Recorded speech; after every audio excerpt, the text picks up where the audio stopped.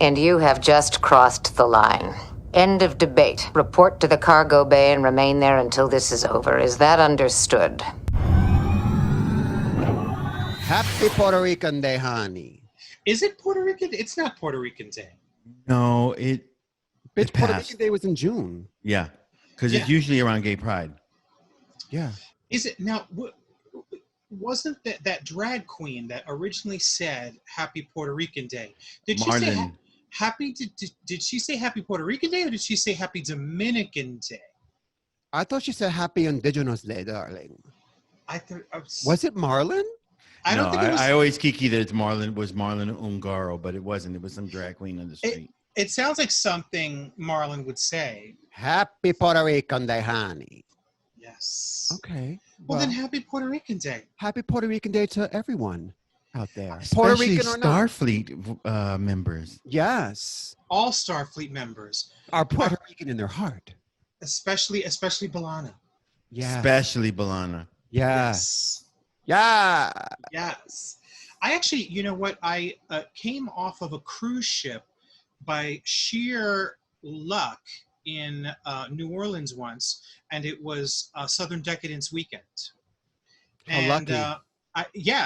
No idea that we happened to be stopping in New Orleans on Southern Decadence weekend. So it's rather busy, and we take a turn onto Bourbon Street, and Bourbon Street is awash with shirtless, beautiful Southern boys. And I'm like, what the hell's going on? Meanwhile, my sister literally, no joke, turns to me in that moment and says, we're losing you now, aren't we? I was like, bye. And I didn't even look at her. She meant to Satan. Exactly. I didn't even let but I will say she handed me $50 and she said, go have fun. And my mother handed me 20. We had just been to the Voodoo Museum. I think maybe they wanted to get rid of you, girl. Maybe, but then also we went to the aquarium that day as well. But anyway, so I stopped in a store and there was a drag queen at the front door who in my heart is the same drag queen that said Happy Puerto Rican Day, honey, even though that queen was on Christopher Street. Right. And I said to her, is this an everyday occurrence? And she was like, honey, it's Southern Decadence weekend, honey. Just like that. And I was like, well, I still don't know what that means, but I'm going with it. She was serving you Creole fever. Yes. Creole Dominican fever. Yes. Yes. So I don't know how that story plays into the two rather fierce episodes of Star Trek Voyager. I'll tell you how. I'm going to tell you how. First of all, welcome to Fire Chakotay, the most essential Trek podcast in this quadrant and any quadrant. I am Mike Diamond. This is Miss Matinga. And this is Booby. And I'm going to tell you how it ties in, okay? Yes. Viewers, we're doing a double episode today from Star Trek Voyager Season 3. And what I realized is that both of the episodes we selected and that drag queen in New Orleans are all about mind fuckery. Okay? Yeah, that's the thread. That's the thread tying all this together. Okay. Yeah. There's lots of fuckery going on. Lots of time fuckery. Episodes. What's real, what's not. Yes. Okay. Booby. I was also going to say, just as a sidetrack, that Balana looked great in both episodes. But they finally got those eyebrows in check. And she looked great down at Southern Decadence. Like, honey, you know she'd be shirtless, titties to the wind. She'd be like, you know what? I got a dick. Kapla, kapla, kapla, motherfucker. He didn't clean out, and it was kapla. Oh, mama. Oh, get out of here with that, you patach. And a little bit of patach too, I could tell. A little bit of patach, darling. I had that once at an Indian restaurant. It was curry. One kernel of patach in the middle of it all. One little patach. Patach. When did I? Patach? Like I said to my dear friend who's into Star Trek, I was like, "Girl, at least you didn't give him kaplach." Yeah, in his spatial rift. In his spatial rift, girl. We're going off track. Off the tangent. There's no spatial rift in today's episodes. What there is mind fuckery. No, bitch, I ain't gonna spoil that. There may be a spatial rift. There might be. There might be. There might be. There's a rift. There's a Okay. rift. The episodes we are covering today are Matinga's Choice, The Q and the Gray, and my selection, Coda.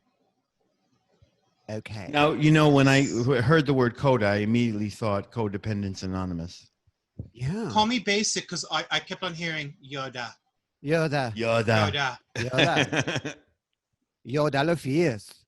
All right. So let's jump in. Matinga, why don't you give a synopsis of The Q and the Gray? So the Q and the Gray, which was the 11th episode. Can you do it sans notes, darling? Sans notes. No, the Q and the Gray, which was the 11th episode of season 3, and it premiered on November 26th of 1996. It was the 53rd episode of Voyager that was shot overall. And how is that a synopsis, darling? Those are factoids.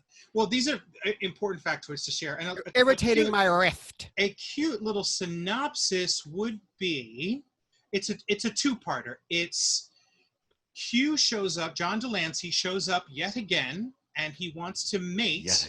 Yet again, and he wants to mate with Catherine. Great synopsis. Okay. And then, but also, there is a civil war going on in the continuum caused by the death of Quinn that we covered in an earlier episode of Fire Chakotay. And who named him Quinn? He named himself. He named himself. Oh, he did. Yeah. That's a synopsis, girl. Yes. So, yes. Q. He says that if he is able to mate with her and she bears his child, that would be an infusion of new blood into the continuum and might be able to quell Bitch, you the need to violence. put that shit on silence. Silence the violence, baby. I can't. I am a caregiver. I am not allowed to. Bitch, we ain't talking about the caretaker array, okay? Yes. But the thing is, he doesn't say how Catherine having his kid would quell the violence. He just thinks it would. Maybe he just wants to do her. And like very ham-handed, like satin sheets and hearts and candy and hallelujah. He's a Q, he gonna do ya. Yeah, very just like, dude, like you can't do better than that. I found it super creepy that he was macking so hard using his omnipotent powers, okay? But it felt very #MeToo. But Kate Mulgrew, like, rocking the scene at the beginning of the episode for comedy. I want you out, but first get rid of this bed. I have no intention of getting between those Starfleet issue sheets. They give me a terrible rash. Well, since you won't be getting in the bed, I wouldn't worry about it. Oh, Kathy, don't be such a prude. Admit it. It has been a while. And it's gonna be a while longer. Now get out. So tense. You have no idea what you're missing. Foreplay with a Q can last for decades. Sorry, but I'm busy for the next 60 or 70 years. And she, I'm trying to get away from him, but like, no. At no point does she consider it. It's really it. funny. I think she's flattered, but not even to get the crew home, darling. Well, right. And then, and then Chakotay shows up and suddenly Q is mocking him and has a tattoo on his face. And Janeway's like, bitch, it ain't big enough. Well, no, he says, my tattoo's bigger. And she goes, not big enough.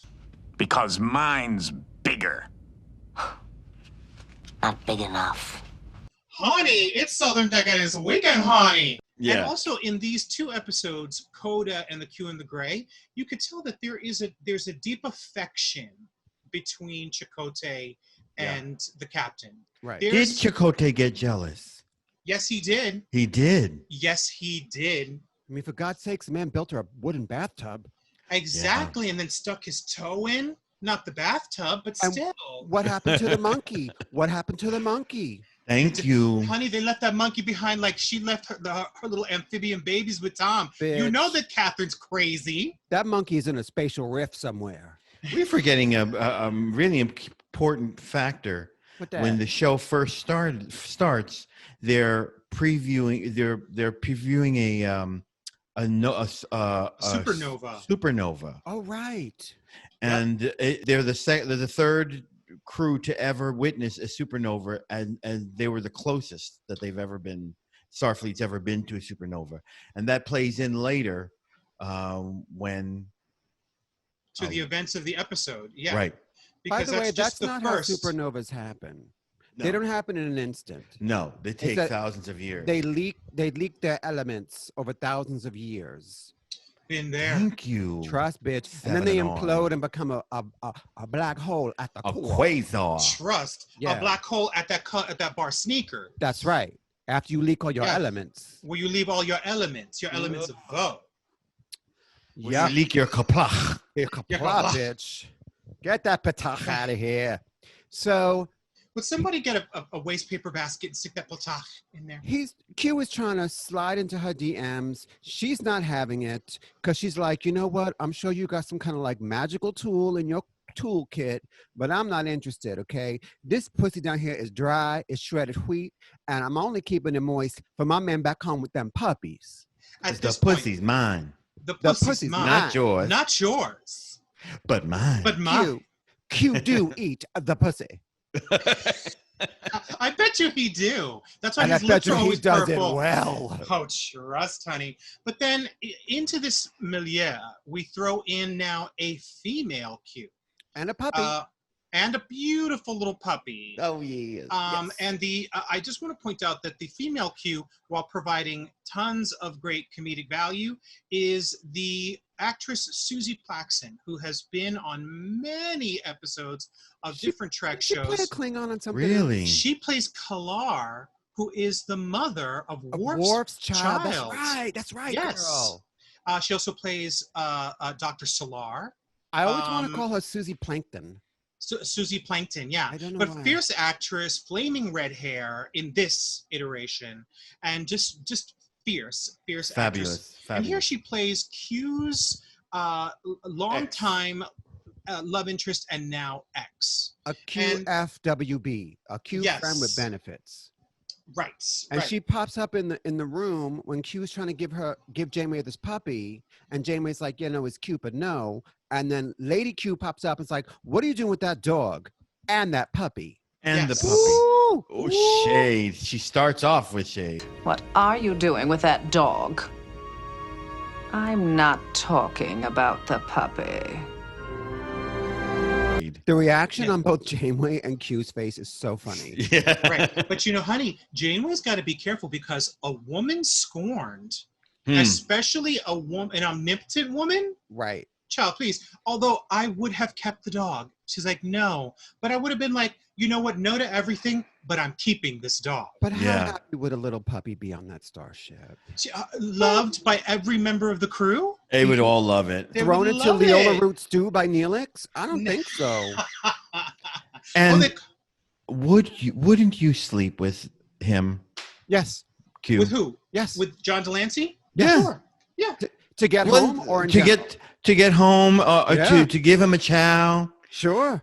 Honey, for a Big Mac at this point, girl, you're in the Delta Quadrant. The computer just can't figure it out. That sounds good right now. Could you give me a Big Mac, please? Yeah. I bet you John Delancey probably 25 years before this episode, which is 20 years before ago, Star Trek Generation. yes, was probably quite the handsome man. Yeah. Would you let somebody do you while you ate a Big Mac? I had. Oh. Because I got to say, that's one of those no-nos. Don't do that.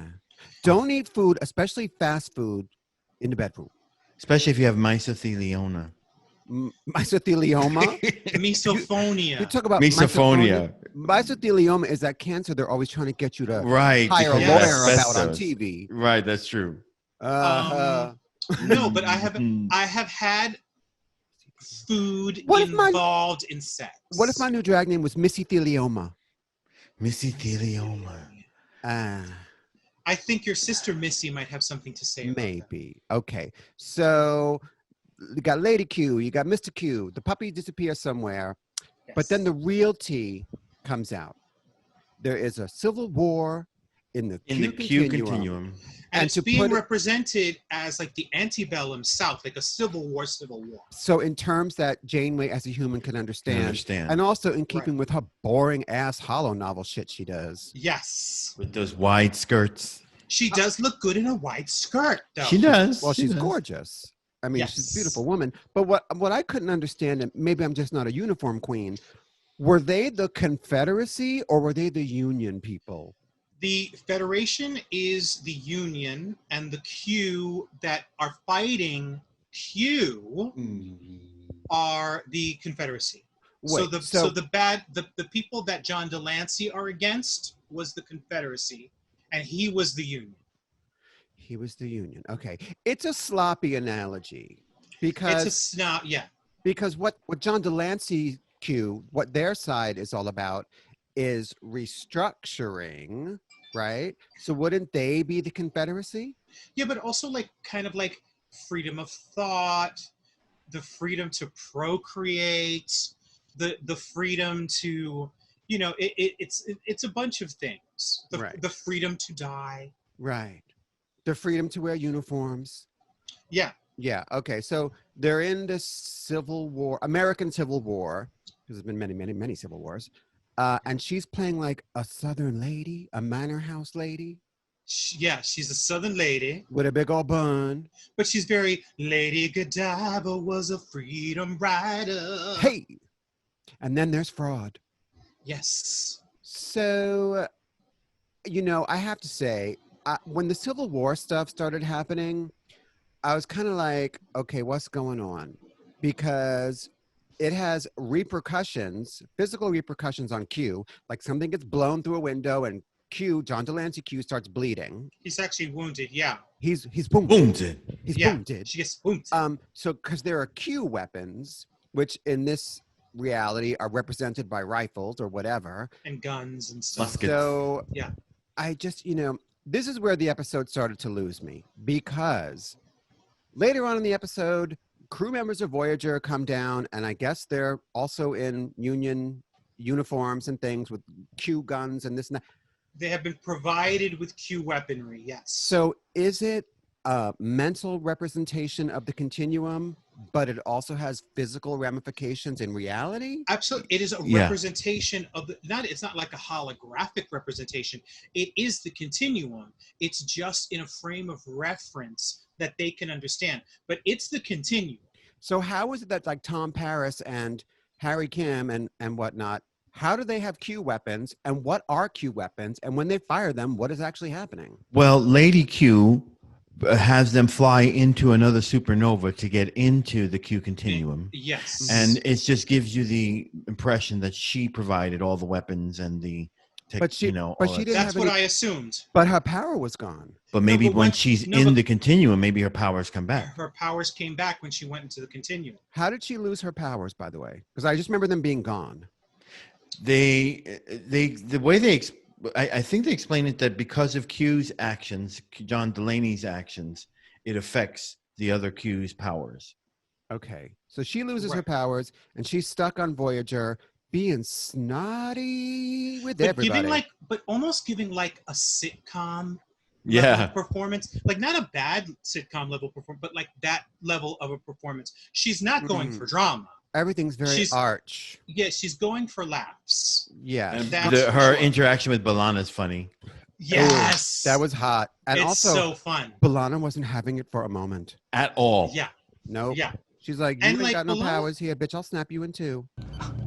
I hope you're not comparing some failed romance in your pitiful existence to my eternal association with Q.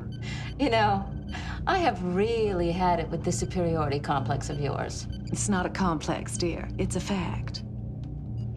Well, here's another fact. If you don't stop pestering me, I'm never going to finish. In which case, your association with Q might not be quite as eternal as you think. Yeah, she's like, you don't got powers right now. I will beat you. Right. Right. She would beat her. I just felt like Lady Q, Susie Plankton, like when she's on the bridge, she sits in the captain's chair. Unbebothered. She's like, I got it like that. And they let her. They just let her. They're kind of tolerating her. I think Chakotay gives an eye roll at some point. And also Chakotay. Excuse me a moment. Chakotay has figured out that she doesn't have her powers because she just got wounded. So he knows that she's not a threat. Right. But he also knows that that she could be helpful. Well, just because she lost her powers doesn't mean she lost her knowledge. She still has all that knowledge. Yeah. What Sorry about that. Booby, are you okay, Booby? Yeah. And one of the cats didn't cover their litter. Oh, okay. Oh. I thought you were doing like I do, like my mom taught me. She was like, if ever you need to throw a fart in public, just politely excuse yourself, go Excuse me around one moment. and then go around a corner where nobody is and literally like lift the cheek, because if you lift the cheek high enough, it just comes out. Yes. And then return to the festivities, and that's what people with good grace. That's a lady. And that's Southern decadence. That's class. That's class. That's class. That's class. That's class. Yes, that's Yes. class. Wow, that took me off track. So Susie Plankton is on Voyager. Yes. Susie Plaxton. Susie Plankton is on Voyager. That's her name, Susie Plankton, right? Susie Plaxton. Yeah. Susie Plankton is from SpongeBob SquarePants. Is that a thing? Well, Mr. Plankton anyway. Mr. Oh. Plankton. But on the weekends he's Susie Plankton. Susie Plankton. In the evening. When the real him comes alive. So they're on Voyager. She got lovely hair. She's throwing shade. Q and Janeway, Catherine, are down in this representation of the continuum. Civil War. Having a Civil War battle. And it's going poorly. It's going poorly, but like... He gets wounded. He gets wounded. She's Janeway's wounded. tending him. Yeah. Yeah. They're giving... They have a tender moment. They had some tender moments. Yeah, and they're giving you like that 19th century realness. Yes. Because Mulgrew is just that good. Yes. And then she's like, I'm going to surrender. And she tears off a pair of her panties. And they white, and she waves them. But you got to get into all of the busy work that Kate Mulgrew is doing. So they're having this conversation about the merits of him surrendering. But while this is happening, she feeds him a plate of food. She wipes his brow with a wet cloth. She redresses his Band-Aid. It's all very natural. And without all of that, the scene would be very empty and static. Like, it's just like, once again, standing Kate Mulgrew and doing all this very, but having this very deep conversation about something else. In this big old dress. In this big old dress, but making it look totally in the normal moment. Yeah. And I just love it. She's great. She's so and good. Delancey's just great. They're both great. Yep. Meanwhile, I do want to say that the B story is like all these supernovas are going off. The Voyager is caught in the midst of it, and Voyager is getting damaged, and so there is like a little bit of a B storyline going on. B'Elanna's throwing shade, but the chunk of the storytelling is happening in this representation of the Q continuum. Indeed. So she takes her white panties and she goes over to the other side, who are the other half of the continuum. The bad guys. And of course, they know who she is because they're Q. The leader of the other side is like, oh, Captain Janeway, I've heard about your pecan pie. And she's like, do you want a taste? You're not a spank. But then, of course, she doesn't give up the location of John Delancey Q, but the other soldiers drag him in anyway. They find him. He's bloody. He's beaten. And the leader of the other side is like, okay, kill them now or execute them in the morning or whatever. Kill them now. Do it.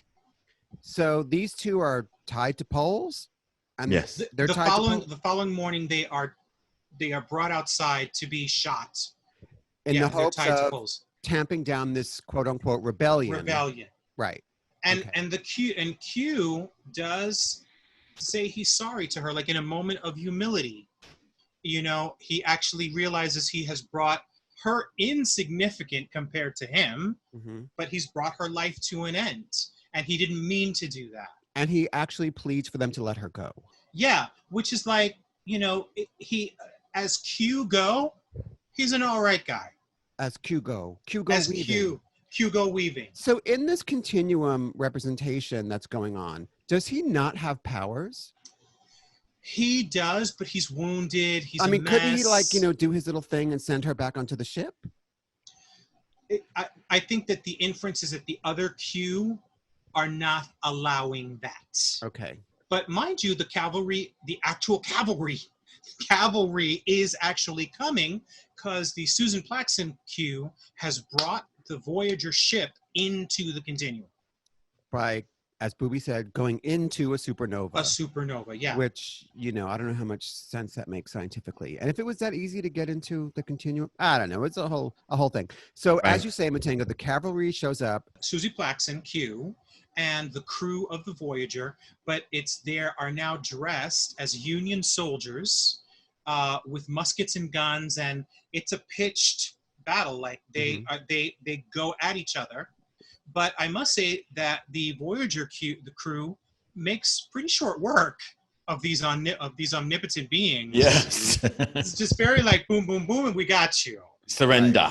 Yeah, which is strange because usually security is quite lax on Voyager. Because it's Paris and Kim and Tuvok and a bunch of other I assume security. And Susie Plaxton, who I don't think does any fighting. No. She just wears her hoop skirt.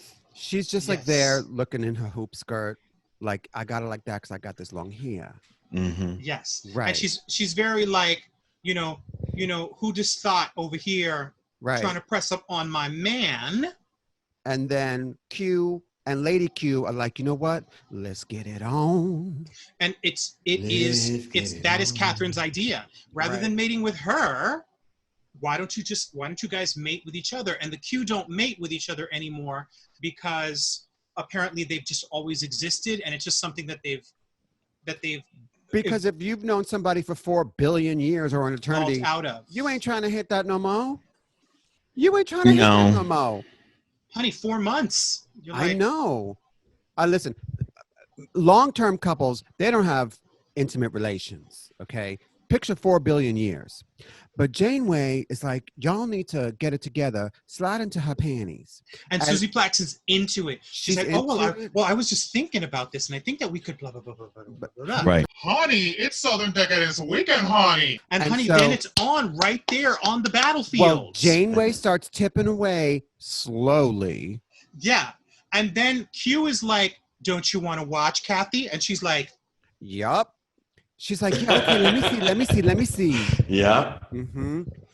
She presses on up. She presses on up, darling, because she, she want to see this. She wants. How do the Q people have sex? Fingertip to fingertip. Fingertip to fingertip. And Janeway's like, that's it. That's it. And a little bing. A little glowing thing. It lasts 3 seconds. To be quite honest, at this point, I would accept that. But that's it. And Janeway's like, that's it. That's it. He's like, was I good? I was good, right? Mm-hmm. And she was like, you were wonderful. But like Janeway's like, not good enough. Yeah, Janeway's like, Q, please. Honey, because you know Captain Janeway, she needs a pounding. She needs some pound cake, bitch. Yeah, like and pecan pie. And she pecan needs pie. Chakotay to press on up and like demolish that pecan pie. You want to pound this pecan pie? Yeah. Don't leave any 3 crust. times real fast. Hey, so if Q was gonna do it with Janeway, would that also be him touching her finger? No. No, I think he would have had to. He had the bed ready. Yeah, he had to copulate. He said that foreplay can be months. Didn't he say at one point say that? Yeah. Honey, that could kill you. Like you would die before the sex ever happened. I think I would die of boredom.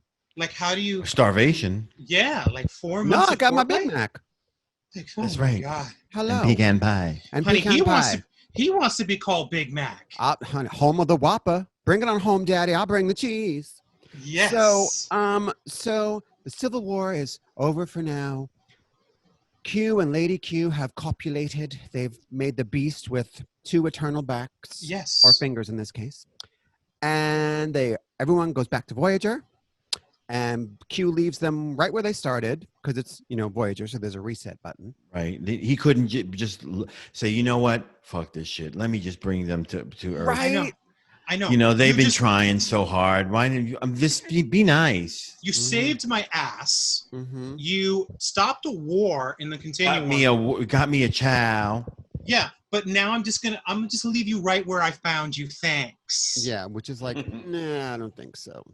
But once again, like, where's Catherine? Like, listen, since I hooked this all up for you guys, could you do me the flavor, please? Like, at least ask. Doesn't she at some point say, no, we'll get there through hard work? And bitch! Yes, Bitch! yeah. We don't cut corners. But how Honey. dare you, Catherine? You had an option. I mean, give up the punani. It's not that special, Catherine. Give it up and get your crew home. It's special, but it's not like across the galaxy special. No. Like, it's like, honey, Or like- give up that punani. Or like give him a hand job and like end up in the beta quadrant. Just get closer. Yeah. Get yeah. closer. Get a little closer. How Don't about be just shy. how about Don't be just shy. how about just 35,000 light years Right. closer? Right. That would be like 35 years closer. Right. 35,000 light years, but I don't swallow. Yeah. If you want me to swallow, not only are you going to bring us back to Earth, Then you this got to be fool. sweet at the Four Seasons yes. and a Big Mac. And a Big Mac. Honey. Exactly. So then the little would it be the epilogue? Would you call that the epilogue? Yes. Which is where Q shows up at the very, very end. Catherine has retired to her little office, and Q shows up. He's got the ready room, and Q has got the baby already. Yeah. And there's a little baby Q In the and stay ready room. in the stay ready room, because when you stay ready, you ain't got to get ready in That's the ready right. room. Mhm. And and he asked Catherine to be the godmother of his child. And she, Again, yeah, if you're asking her to be the godmother, bring her home. bring me home. Well, of course. Take But me look, honey, home. Bring me home. and she is, that is canon. She is the godmother of A Q. a Q. Yes. Can she I tell is. you something, though? I don't want to slam on children, but that actor, Was an that ugly baby, baby. was ugly. Oh, he was adorable. I thought so Thank you, too. Ruby. I was like, look at this Oh. ugly baby. This is the best the Q could do. A little toe-headed baby with a little fuzz. Mm. Toe-headed because it looked like a And the- toe. His little Starfleet uniform. You That look like baby was Chucky. ugly. She looked like Chucky, honey. I've been like, open the airlock. Bah. That's terrible. But see, maybe that's why he wanted Janeway, because they have like a pretty baby. right. Intermixing With good hair. With good hair. They got that ugly baby. Yeah, and They that got that baby ugly baby. and that baby will play into further episodes of Star Trek Voyager. But he won't be quite so ugly. Right. Like- Interesting. Maybe that baby just going through the terrible twos, but they look fierce. How'd that baby like turn like 2 years old so quick, like within like an hour? Well, Miss Thing, the next time we see it, it's like 14, and it's been a month. That's true. You know, they're That's on a true. different. They live in like billions of years. They're on a different time scale Right. altogether. Right. So that is the Q in the gray. Matinga's choice. I am going to give this episode 2 out of 5 pecan pies because it was cute and I enjoyed Susie Plankton and her jokes and her snarkiness. Yes. But I found the premise ridiculous and I just couldn't get past Janeway, have these motherfuckers send you home. And I just found the Civil War thing like, is it live or is it Memorex? It was confusing. It was logic holes. 2 out of 5 pecan pies for me, darling. I am going to give it a straight down the middle 2.5 Leola root. An episode I enjoyed, not greatly, Mhm. but I dig when Q shows up, and I Mhm, enjoyed mhm. Susie Plankton. But- I give it a 3 out of 5. I really liked it. Oh, good. I love baby. anything with Q in it. Me too. Yeah. Me too. Yeah, Q And was I always found it enjoyable. Yeah. The thing with those Q episodes, though, is like they got to be so careful with the logic internally and overall that it's. I don't think they always get it right. No. I mean, I always enjoy the Q experience, but like if you Yes. picture the Q that was in Next Gen, who was a much more serious type of character and really a threat, actually. and a little villain. bit more of a threat. Here he's but- like a but- player and a jester, you know? Yeah. You Yeah. know, Now he's so- like a galaxy-wide jester. and I've been galaxy wide, bitch. Like he would be like Darth Vader in Empire Strikes Back and then Darth Vader in Return of the Jedi. Right. It's a little My meek. God, right. Well, in Return of the Jedi, Darth Vader wasn't quite a jester. He had just softened a little bit. Right. We got the softer side of Sears. The Look at the softer of side. Sith. The softer of Sith, exactly. Yes. Yes. Here we go. The softer side of seals. Matinga. Yeah. Was it a Star Trek novel, a Star Trek: The Next Generation novel, where Q falls in love with Deanna Troy's mother and gives her the gift of omnipotence? Was that one of the Star Trek novels? Loxana? I think it's an episode. Yes, of, Loxana. Of STNG. It's an actual episode. I think it's an episode of. Isn't there an episode? No. Where It is a novel. It's called Loxana Wanna Taste. Loxana Wanna Taste. It's Wow. Loxana. Loxana. And what is Loxana it? Wanna Taste? Keeper of the sacred chalice that reeks. Speaking of reeks, let's move on to the next episode. My selection, Coda. Coda. Which is codependent. Okay, look. It was a downer. I remember watching this initially, and then as we were selecting episodes, I sort of went through the little teeny tiny descriptions of them. I said, oh, this sounds kind of cool. I'm not going to say I regret picking this one, but it put me through changes. Yeah. Okay. Yes. So it in was a so nutshell, random.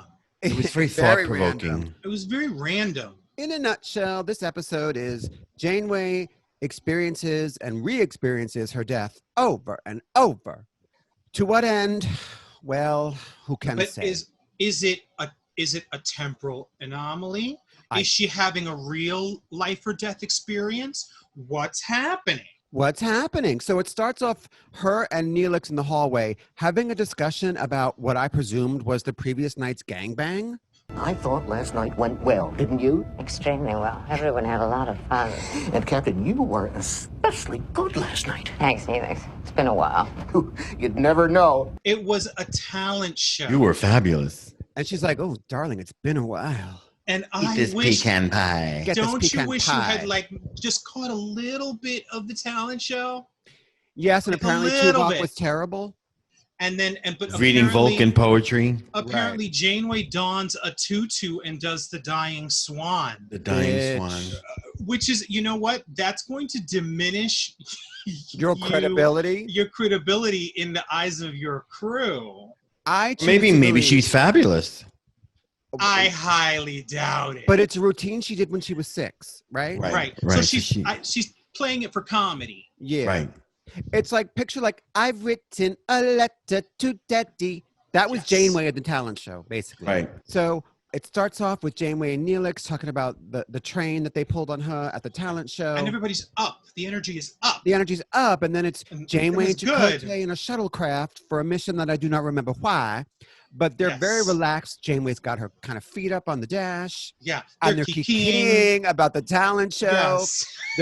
They're kind of giving people the shade, the runaround, Right. laughing, and there's really fun chemistry between the two of them. Yes. And then suddenly, something happens, something sci-fi happens, right. and As they are are- trying to land on this planetoid. right, they have to do an emergency landing on this planet, and they kind of crash. They And- totally crash. They totally crash. They kind of crash. They totally crash. You're right. And Janeway gets wounded, but honey, Yeah. Chakotay steps up to the plate, picks her up like she weighs nothing, carries her out of the shuttlecraft, takes a peek at her pecan pie, Real puts her on the quick. ground real quick. Yeah. And he's like taking care of business because she's out cold. He's getting supplies. He's doing this. He's doing that. He revives her. He's all emotional. He gives her And CPR. he's super emotional. He got super emotional. And Yeah. Robert Beltran turning that scene. Turning it. Mhm. And Turning it. also in this episode, calling her Catherine throughout. Yes. Not Captain, Catherine. Catherine. Very personal. Because once again, it didn't happen, but it's clear. It's clear that he has feelings for her. Right. And it doesn't happen in the course of the show. It doesn't happen, but Right. it could have. Right. It could have happened if she had Seething allowed at herself. the surface. Right. Yeah, he wants it to happen, Right. and she does too, but she can't go there. No. So, but he's trying to save her life. Yes, He's with the little hypo spray and the CPR and the tears and the drama, and he's probably talking to his spirit ancestors, whatever. right. but- Akuchimoya. Akuchimoya, honey. Oh, by the way, there was a response to that haiku thing Really? Get out of here. For the Seska action figure. Let's take a detour for a second. What's that? Yes. So it comes from Miss Sociopath. Oh, Lord. Oh. Sociopath. It's got to be a haiku. Star Trek Voyager. My pussy will destroy ya. Akuchimoya. Wow. Read it again. Okay. And by the way, it's prefaced with a haiku by Sociopath. I love it. Star Trek Voyage. My pussy will destroy ya. Akuchimoya. Okay, so that's fabulous. That's the first entry we got. We also got another comment from Christine Hanner who said, as a woman of the lesbian persuasion, I fully stand with your Facts of Life podcast idea. Thank you. Thank you. Now, so I watched. Oh, just quick little side note there. I watched an episode of Facts of Life last week. It was the episode in which Jo loses her scholarship, and the only way she can stay in school is if she gets the Warner Scholarship. But the Warner Scholarship is a scholarship given by Blair's family. I've and seen that. She's like, no, I'm not going to do so. She's doing everybody's laundry and she's writing reports for people, and she can't. But she's not going to be able to make enough money to stay at Eastland. So she starts turning tricks. And Charlotte Rae does it for her, and then forget it. Then it gets out of hand, honey. But you're saying you don't want to do a Facts of Life podcast. I do not want to do it, girl. Well, then you know what? It was a cute episode. Maybe keep those thoughts buttoned up in your head. Episode, I'm telling you. Okay, Jerry Jewell, keep it to yourself then if you ain't going to be part of that. Yeah. You want to see my Jerry Jewell impression? I really don't, darling. No, I know you do. Akuchimoya. Yeah, Akuchimoya this. So, they're on this planetoid or planet. Janeway, I guess, dies. But then, whoop, poof, bam, they're back on the shuttle. Having the conversation about the talent show again. But almost immediately, they realize that they've done this exact thing before. But I assure you... Wait a minute. What's happening here? You're right. We have been here before. Right. And it's shades of that episode of STNG that keeps on reopening with the poker game. Yes. And Dr. Crusher's winning, and they're like, what are the We've been here before. We've been here before. What are the next cards to come out? Oh yes. Yeah. Right. Which is a fabulous episode. Fantastic episode. Fabulous. But it's kind of shades of that. That's the one where the Enterprise keeps blowing up? Yep. Right? Every scene ends with the Enterprise blowing up. So good. But so they're back in the shuttle. And they both realize, okay, what's up? Then the drama happens again. There's something going on in space and maybe a Vidian ship. Right. And they crash again. And are attacked by Vidians, which then opens up one of the most ridiculous segments, a segment that actually pissed me off. The fight in the cave? No. So they have a fight in the cave in which Catherine is killed. Stupid. And it's so stupid. Why did she get turn a her shot? Yeah. Thank you. But instead of getting shot, they choke her to death. Right. Yeah. And then somehow now she's back on Voyager, right? And there's like this little short sequence that is outside of the narrative of everything else, in which suddenly Catherine has contracted the phage. The DN phage. Has contracted the phage. And what does the doctor figure out to do for her? He decides to euthanize her. Mm-hmm. And it makes no sense. It's so bizarre. He could make her not an amphibian, but he can't fix something with the phage with B'Elanna's. So she's in a force field in sickbay as her skin is falling off. Yeah. Right. And first of all, he would never euthanize her. Even he would fight to the very end to save her. He's like, I figured out that the most humane thing to do is euthanize. And I will say, and he's pumping gas into the room. Kate Mulgrew plays the scene out really well. Yeah. It's very, I want to live. You know? And somewhere, honey, Tuvix is like, get her. It's insane. Isn't it kind of just like, that's karma, bitch? Because didn't you, a second ago, kill Tuvix? And he was pleading for his life? Which, by the way, people have commented on our episode.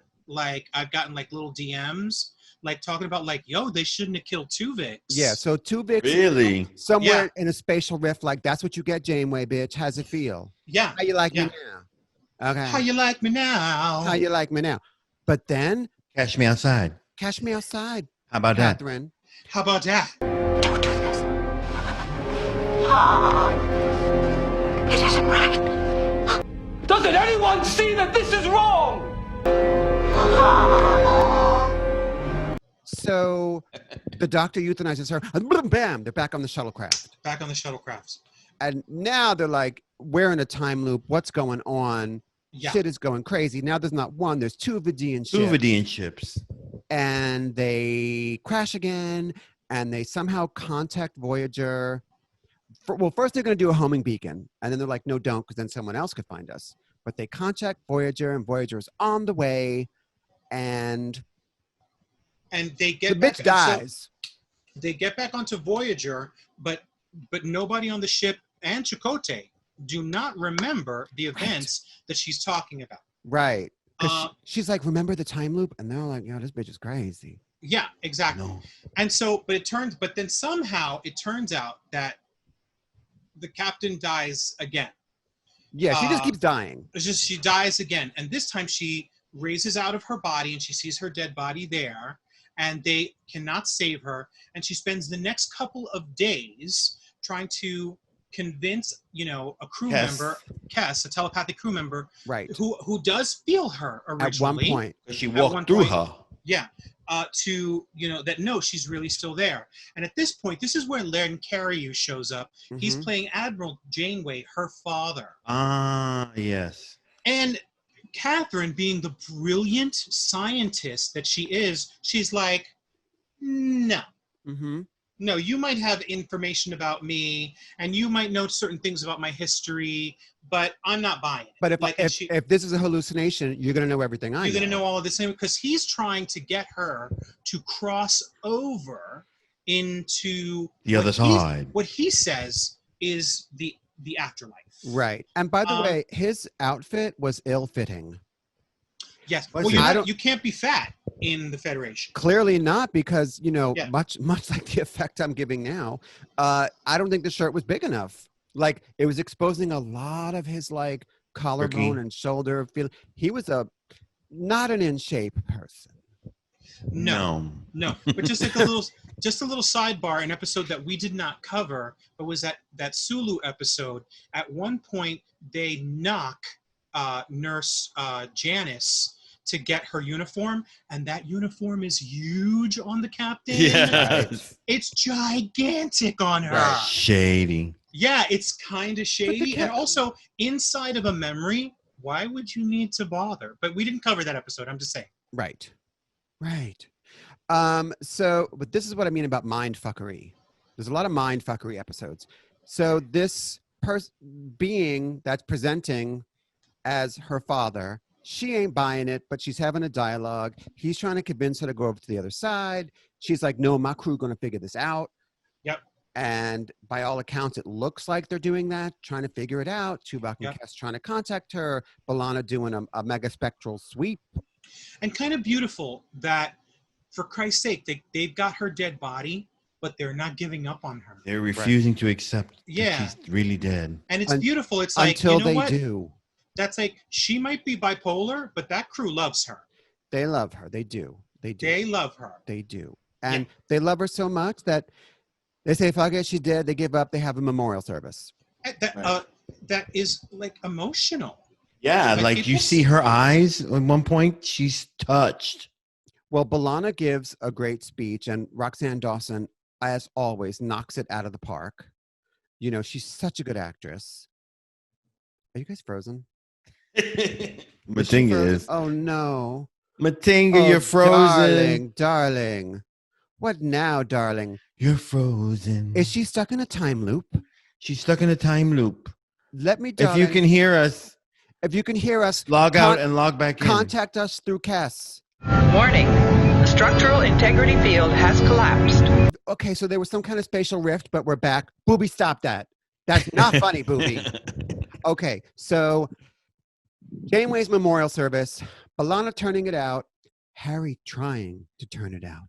Yeah. Okay? Harry gives a speech about finding some purple berries, and Janeway says to him, "These are the moments you got to remember." Shut up, Harry. But it was touching. It wasn't touching, and it was badly acted. It was. He could have cried. I thought Harry was sweet. I thought he was sweet. I really did. Yeah, these are the times you have to remember. Because the script calls for it, bitch. Don't nobody talk like that. Huh. But anyway, so Janeway standing there watching everyone say their goodbyes to her. A fantasy we've all had, because you want to hear what people are going to say about you after you're dead. And I know people are going to say about me, damn, he was classic. Oh my God, that bitch always looked so young.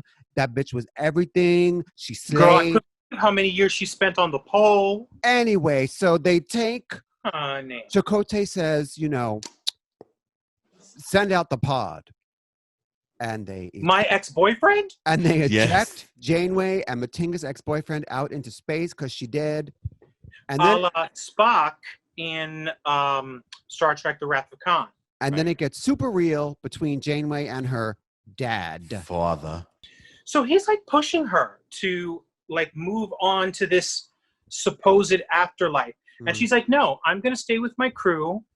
Maybe there's a way for me to get through to them. And then she's like, listen, I'm just not ready. Even though her body's out in space now. Right. And so there's no chance, like, they're not, they would have to go recover the body. So there's really no, but she's just not ready to say goodbye yet. And he keeps on pushing her. And that's when she realizes that her father always supported her and never pushed her like this. And she realizes this isn't my dad. Whatever this is, a hallucination, a malevolent entity of some kind, this isn't my father. And she gets a flash of herself on the planet. Tuvok and Chakotay and the doctor. Trying to revive her on that planetoid where they had crashed, but only for like a second. But also just a little bit of dialogue that says the entity, I can still feel the entity in her, something like that. So that is proof to her that no, this isn't her father. Right. This is some, maybe not even like an alien, like maybe like some force of evil. Like, because his parting words to her are absolutely chilling. Well, she says, no, no, no, no, no. He says, yes, yes, yes, yes, yes. He says, no, no, no, no, no. Suddenly it's like a song by Destiny's Child. And, but she suddenly realizes that she must choose of her own free will to enter this domain. And if she doesn't, he can't force her. So he, on his way out, he says, I will get you, my pretty. At some point, you will be on your deathbed. And I will come and you'll burn an eternity and feed me. He says, I will consume you, or something to that effect. He says, you will nurture me. You will nourish me. Nourish me. Yeah. Eventually, you'll come into my matrix, and you will nourish me for a long, long time. So he's like some kind of vampiric type creature. And she says, I don't breastfeed. Go back to hell, coward. Go back to hell, coward. She does give him very... She does tell him to go back to hell. Go back to hell. Poof, he goes back in the Matrix, and then ba-bam, Janeway's back. Ba-bam, kaplach. Kaplach, Janeway's back.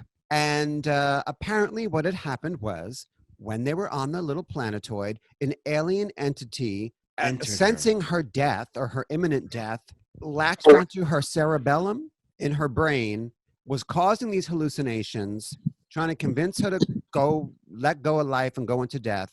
But in reality, there was no time loop. She had imagined everything. The initial crash was real, but everything after that was happening in her mind because of the alien.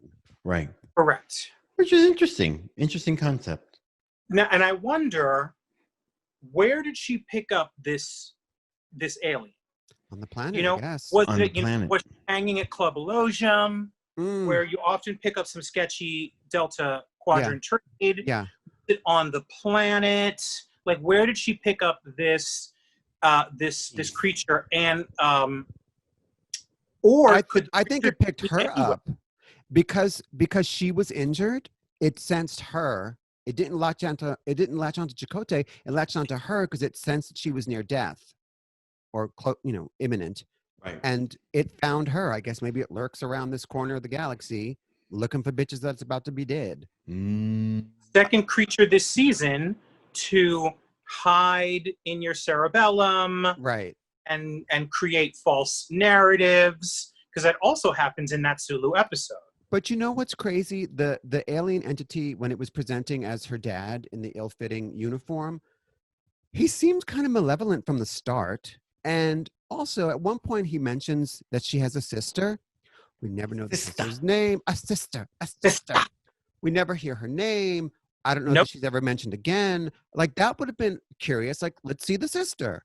Bring it. So a lot of loose threads, and it was just sort of an exercise in emotional manipulation. I didn't hate this episode. I enjoyed it while I watched it, even though it did seem ridiculous. I wish they had stuck with the time loop thing and that it was a time loop happening, not like she got knocked and then imagined everything. Right. I agree. Like the previous episode, I'm going to give Coda 2 out of 5 pecan pies. I would have liked the episode more if at some point the creature, alien entity, whatever, had doffed his image of her father, and you get to see what that alien really looked like. Well, it had to be very small if it was on her brain, very small. But it also, because it does take a very dark turn. Mm-hmm. And so it would have been cute to see that character. But I'm going to give it, just like the last episode, 2.5 Leola root. Mm-hmm. Good episode. Mm-hmm. But that does not rise to greatness, not by any means, but good. Yep. She was cute at taste. She was cute at taste. Yeah. Okay. Boo. I'm going to give it a 2.25. Oh, very specific. Why? Because it was a cute episode, but it wasn't all that cute. But yeah. So I give it I would give it a 2, but the 2.25 is just because of the sentimentality that I got from it. And her like getting teary-eyed when she's watching them talk about her. Well, Kate Mulgrew elevates the material so completely. Yeah. Always. I mean, she carries the entire episode, and she's good. I mean, she gives you sadness in the memorial scene. She gives you anger when she's talking to the creature. She's giving you a little flirty banter with Chakotay towards the beginning. Right at the beginning. Yeah. So this episode's all about her in every sense. Yeah. So that was The Q and the Gray and Coda, 2 episodes from Star Trek Voyager Season 3. If you are enjoying the content we are putting out here on Fire Chakotay, be sure and hit us up on Patreon and Venmo. We are Workshop, WERQSHOP Workshop. Ms. Matinka, why are you giving us nipple play at the climax? Because you got to give the children visuals, girl. You do, but you have to give them good visuals. Oh, my eyes. Oh, hello. Okay, well, this has been an episode of Fire Chakotay, a very nipply episode. I am Mike Diamond. This is Miss Matingles. And this is Booby.